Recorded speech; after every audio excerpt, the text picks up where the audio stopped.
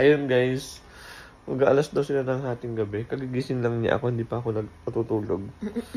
Hinihintay ko talaga siya magising. Ito talaga yung routine namin, ano.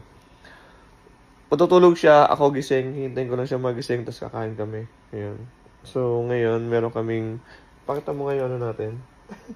Midnight snack natin ni baby. Ayun, hindi pwedeng hindi kakain kasi ito. Pakita mo yung midnight snack natin, tapos mga, kakain kami ng siopa. Saka ano to? Kalesa. So, siopa, madaming siopa. Tapos ipapakulo ako ng tubig kasi gagawa ako ng Milo. So gusto ko naman ako ng Milo. Siopaw asado. Ayun na, yun yung buhay namin. Maghating gabi. Minsan magigising siya, makakatulog din ako. Minsan makakatulog. Minsan hindi rin pala na. Tapos magising na alauna. Tapos tulog namin mga alas 3 na ng madaling araw.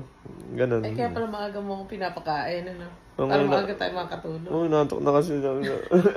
Nag-edit kasi ako nang in-upload ko ng video ngayon. Then, ayun. So, ginising ko na siya. Sabi ko, kain na tayo. So, nagkakain kami dalawa ngayon.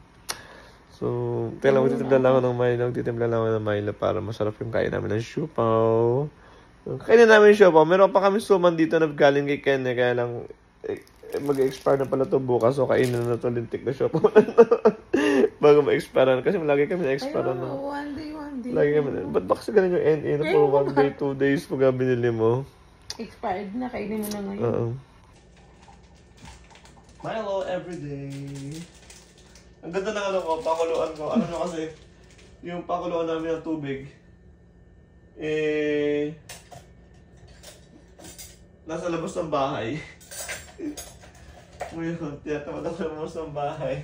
Madaling din kasi ko ito, guys. Tingnan nyo guys yung pakuluan namin ng tubig, napakaganda. Siyempre gagamitin natin ng magandang pot holder. O, diba yung... Ay, may ano? Naging brown? Oo, may parang lumulutong ng maging-maging gano'n. Kunin mo na yung pakuluan. Pakuluan. Kunin ko na yung pakuluan, kaya dito. Kunin ko na yung pakuluan. Ulit. Nasayang na yung gasol.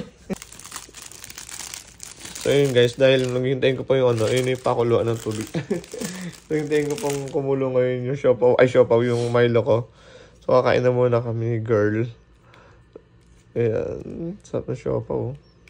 Yung isa naman yung sauce. Ano na? Pag sa 7-Eleven, madami. Kaya nga, pag isa lang yung sauce, no? Ayun, no? Bitin na bitin yung sauce. Ang laki-laki ng siopaw, isa lang yung sauce, no? Bitin na bitin kaya, no? Dapat dalawahin man na nila yun, ano? Yung yung sauce, no? Dapat dalawahin man na nila yung sauce. Sauce. Oo. Ayan, ano? Shoutout sa inyo sa Andy. Ang sarap ng siopaw nyo, no? Lalo na yung siopaw asado. Pero sana naman gawin yung dalawa yung sauce, no? Baka naman pwedeng pakidalawa. Ayun, no? Bitin kami sa sauce. Nakalaka ng siopaw, pero ulit ang isa lang yung sauce nyo. So, shoutout. Bata pa ako. Nantok na ako. Bata pa lang ako, bitin na sa sauce hanggang ngayon. Tumanda na ako, bitin pa rin sa sauce. Sa siopaw guys, ang masarap sa siopaw, itong yung white. Kahit walang palaman, pwede yung kainin na yun. Some tinapay. Yan.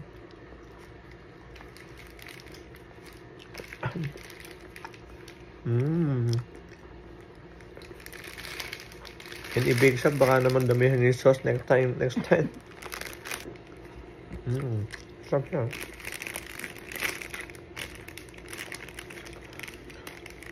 Na-try mo na bang i-microwave to?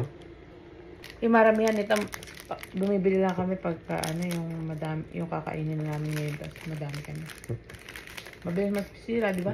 Minsan hapon lang sila eh. Pero mahap ka. Focus na focus ka dyan.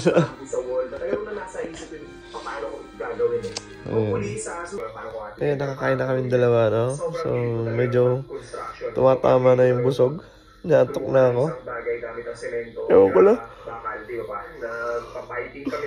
Sige. Ewan ko lang dito sa kasama ko kung inaantok na. Nantok ka na ba?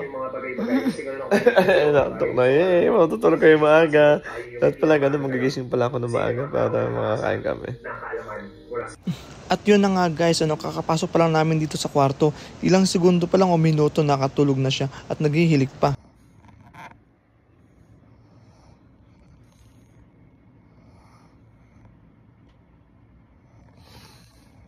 Ang sarap ng tulog niya, pagod din kasi eh.